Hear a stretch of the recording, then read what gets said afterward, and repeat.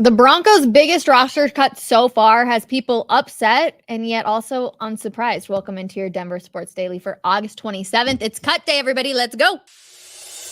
Taking you through your morning headlines, it's Denver Sports Daily with Rachel V. Hill. The Denver Broncos' first big move in their wide receiver room is a bit of a surprising one. The team will move on from longtime offensive weapon Tim Patrick. This is such a major bummer as everybody, at the beginning of camp, we were all like, Tim Patrick could be unfortunately on the cut list. Then we saw him ball out in the preseason games, and we've seen him out there with Cortland Sutton looking great, team number one. And yet, according to Mike Kliss of 9 News, the Broncos will work to trade Tim Patrick, and the team is generating interest. George Paton, Sean Payton, and other members of the team's brass have decided to move on from Patrick, who has been with the Broncos since 2018. Patrick has not played a regular season snap since earning a 3-year, $30 million extension. In the last 2 training camps, he suffered a torn ACL and then Achilles injury last summer. The Broncos have made their first big decision also in the running back room for the 2024 season, and veteran Samaje Perine won't be on the team. This one has people not surprised at all. NFL Network's Ian Rappaport says the Broncos don't have Perine in their plans moving forward and will look to trade him in the next 24 hours. If that doesn't happen, they will, in fact, cut Perine. Perine ran the ball 53 times for 238 yards and a touchdown, but also caught 50 passes for 455 yards, which were both easily career highs for him. So Tim Patrick, very surprising they're letting him go. Samaje Perine, I've been saying it for weeks, they were going to let him go. Audric Estime has proven that he can, in fact, come in and be that next guy. You also got Blake Watson, who I feel like a lot of people are very high on, so we'll see if he makes the cut as well. So again, a very surprising one, not so surprising. Maybe not so surprising on this one, too. Riley Dixon, he's won the punter competition. The Broncos notified Trenton Gill that he will be waived. He kicked the hell out of the ball, though. Let's give him credit there, where he did led all of NFL preseason punters. But Dixon was consistent and also a terrific holder. And we all know we need that because, to be completely honest, let's hope we're kicking more field goals than punting for sure. Another one that just was released, Broncos are waiving wide receiver Jalen Virgil. He showed his speed in the kickoff returns in the preseason, but we're going to be seeing a lot of names continue to be waived today. 948 NFL players need to be waived, released, or moved on to the reserve list by 4 p.m. Eastern time today. We will be live with you guys on Coffee Break at 12 p.m., going over everything that the Broncos are continuing to do. I've got my phone right here, tracking pretty much all of the other moves. And in fact, I think there's another one. Oh, yep. In fact, there is. The Broncos are, in fact, waiving Tyler Beatty. That's a bit of a bummer too. I feel like he's been a little bit of a stud. So unfortunately, it's just that hard time of the year where cuts have to come down, and 948 players will in fact be moving on. So like I said, Coffee Break today, we'll be catching you guys up on everything that you need to know. And of course, we'll be going over everything on the show here as well.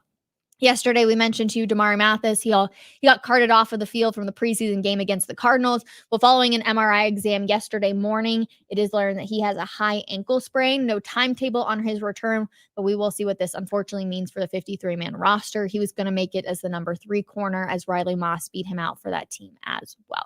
All right, moving on to some non-Bronco related stuff. The Bills are releasing safety Kareem Jackson per sources. The 15-year vet spent most of the last 5 years in Denver, signed with Buffalo in July. He had a bit of a stint in a playoff game with the Houston Texans as well, but they will be moving on from him. So I just wonder, maybe, just maybe, if that means that he's going to hang it up. 15 years in the league is a very, very long time. So we'll see what ends up happening with Kareem Jackson. Another NFL news, the NFL is not going to use the automatic first down technology this season. We talked about it a little bit here on this show.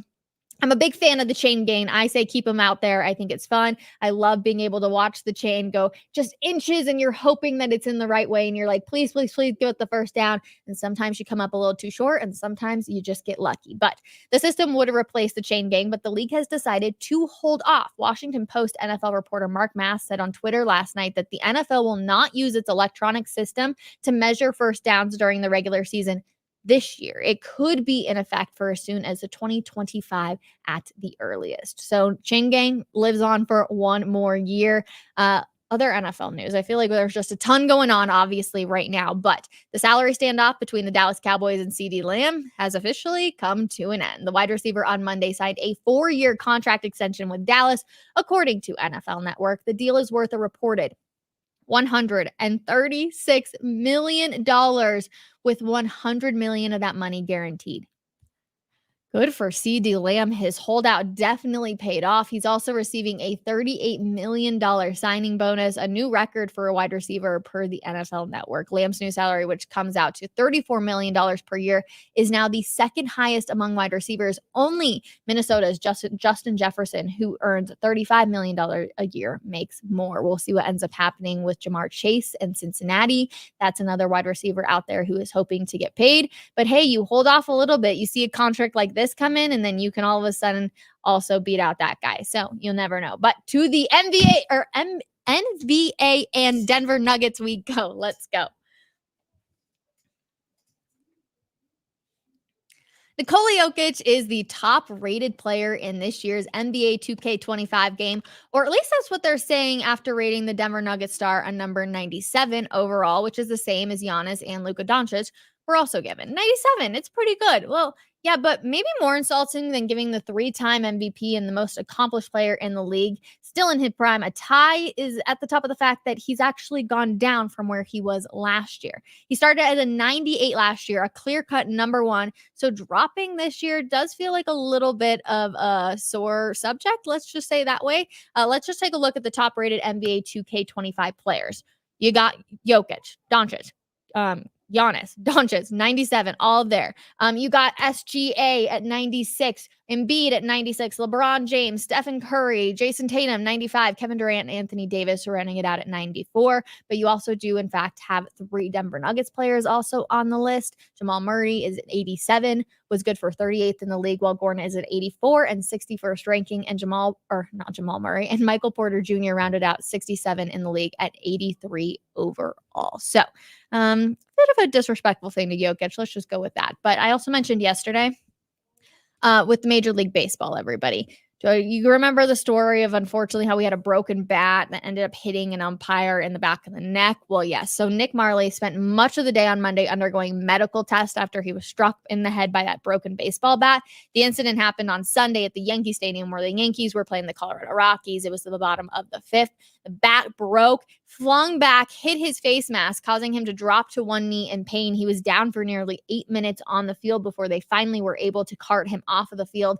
He was fitted for a neck brace as well, but medical tests have since revealed that he suffered a concussion in the incident. He's expected to miss this week and part of next while he recovers. So just some updated, and while concussion's not good news, we're happy it's nothing worse also at the exact same time for the umpire as well. So just a little update for you guys. I see a lot of stuff coming in on my text thing. So we're going to get to that. How does TP cut affect the locker room chemistry? It's a really good question.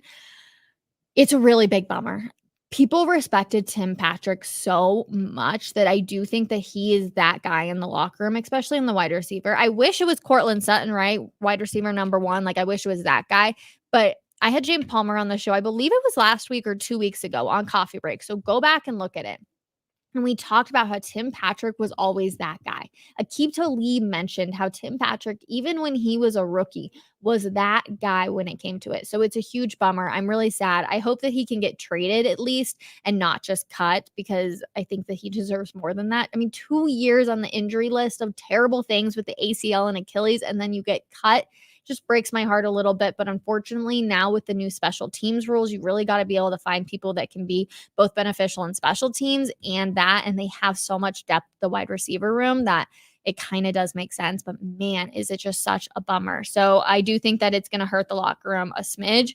But I think that's also just the name of the game nowadays. This does mean that for Devon Vele, next man up mentality, and I expect big things out of him this year.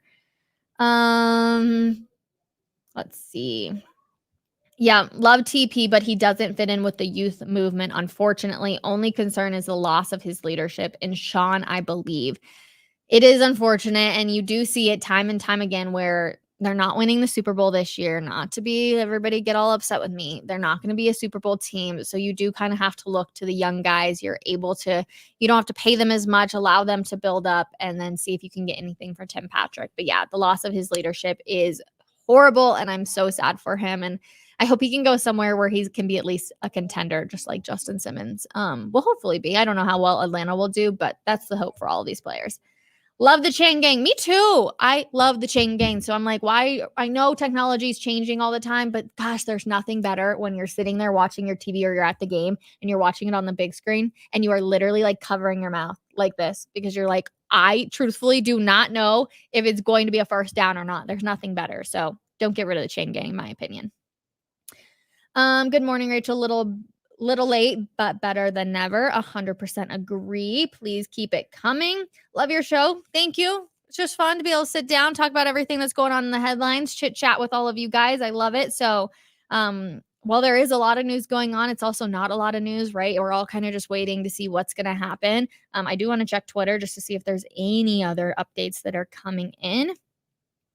Who are you guys most surprised with that has been released so far, whether it's with the Broncos or some other NFL team? I'm very curious. It looks like nobody else has been released.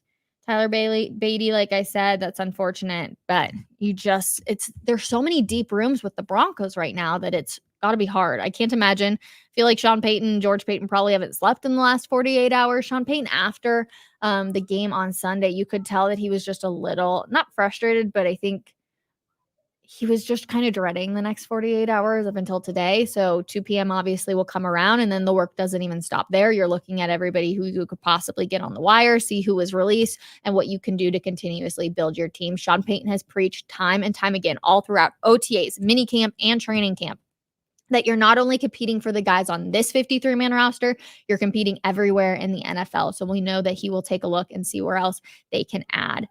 Let's see. I hope Patrick ends up in Pittsburgh. Could you imagine the storyline that Tim Patrick never had the opportunity to play with Russell Wilson, and then all of a sudden he goes to the Steelers and plays with Russell Wilson? The storyline would just be too good. He hasn't played in 2 years. Time to move on. Nothing shocking about this move. I would totally have agreed with you that it was nothing shocking about this move if he hadn't looked so good in the preseason games. I was preaching it early on in training camp, especially. I was like, Tim Patrick may not make this. The speed wasn't quite there. His ability to like move on his feet wasn't quite there. So I really did think Tim Patrick was going to go, but then we saw them utilize him so much. He was sitting out. So I find it to be a little shocking that they in fact did move on from him, because you can't, it's not like the injuries were his fault. He literally couldn't have done anything to prevent those. So yeah. What's your take on Prime? So we talked about this a little bit yesterday on Coffee Break. James Marilat was on with me. I feel like the Prime situation's a little weird right now. We're seeing like Stephen A and First Take absolutely roasting Prime, and then he goes on and responds and essentially says you can tell that no research was done on this topic. So while I do want to sit here and say, Deion Sanders, I think what you're doing is wrong and like you shouldn't be doing this, I feel like I need to do a little bit more research on this front to see what's actually going on behind the scenes before I give kind of my own opinion. Because it's really easy to go out there and be like, you're kicking a reporter out, you're not going to answer a reporter's questions. Like that's a little soft. But I do think there's probably more behind the scenes that a lot of us aren't seeing besides the headlines that I personally feel like I need to dig into a little bit. And then I feel like I can give an actual response on what's happening with Deion Sanders. Do you feel like our red zone looks better than it was when it was with Russell? Whew, great question. Yes, I do. Much, much better. Here was the thing with Russell Wilson is he was so fun because he was fun and he wasn't fun, right? Like there's definitely this up and down with Russell Wilson is he could make the most amazing throw and you would score a touchdown, but you would be like in the red zone it'll be like first and 8 or whatever. And it would take you until the third down or even fourth down sometimes where it was like, you just got to go for it in these instances to stay in the game.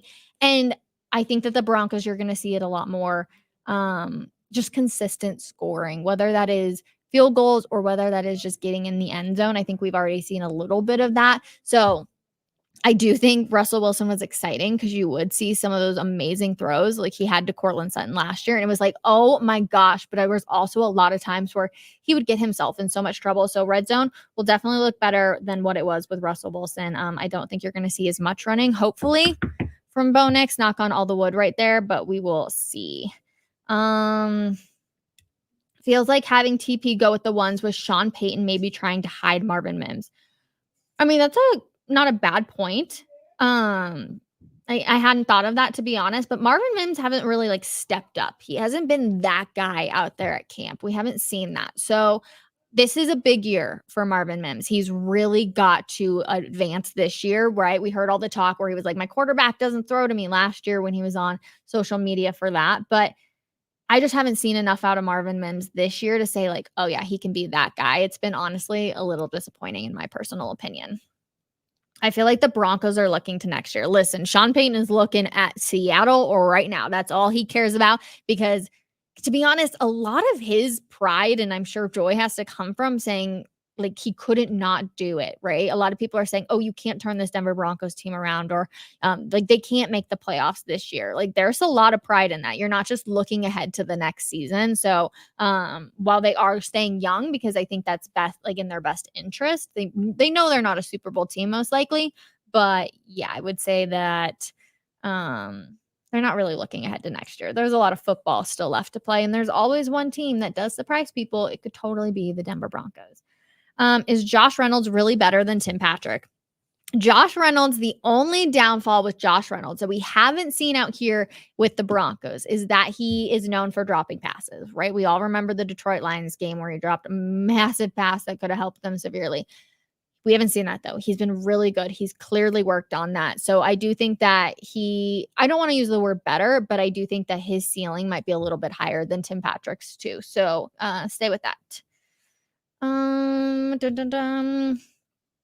Like Cecil said, young, hungry, and humble. Yep, stay that way, and who knows what can happen. All right, you guys, that's going to do it. I want to get to checking off there's anybody else that has been cut because there's obviously a lot of moves, but that's going to do it. I will not be here for the next 3 days. So please, please, please come give your love to Joey. You guys all know him and love him. Please come and comment and give him the support that you guys would for me because I truthfully do appreciate it. But I will be gone for the next 3 days. So I'll be back on Tuesday after Labor Day weekend. Wish me luck. It is my bachelorette party this weekend. I am so stinking excited. Happy I was able to be here for cuts though to keep you guys all up to date. Like I said, I will be on with Andrew Mason for coffee break today at 12 p.m. So come hang out with us. Give us all your comments. We're going to see. It's going to be just a couple hours before all of the cuts have to be in for all those deadlines. So we will see you guys at 12 p.m. Have a wonderful rest of your week as well. And we'll see you guys back here on Tuesday. Bye, guys.